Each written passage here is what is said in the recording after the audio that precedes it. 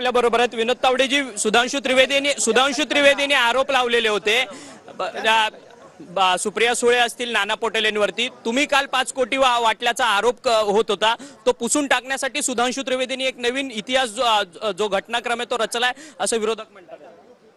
आता असं कसं असू शकतं? आणि माझा जर काय आरोप सुद्धा 5 कोटीचा, हे तर 250 कोटीचं मिळालं।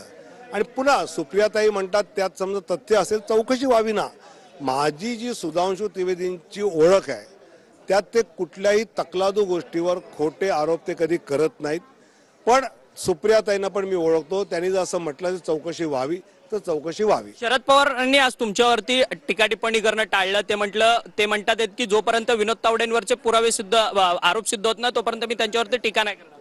मी पवार साहेबांचा आभारी आहे, कारण ते मला चांगलं ओळखतात। परंतु तुम्ही काल भाई ठाकूरांना अर्थात हितेंद्र ठाकूरांना तुम्ही आव्हान दिलेलं होतं की त्यांच्याकडनंच तेवढे पैसे घेऊन जाईल म्हणून, 9.5 लाख रुपये घेऊन जाईल म्हणून।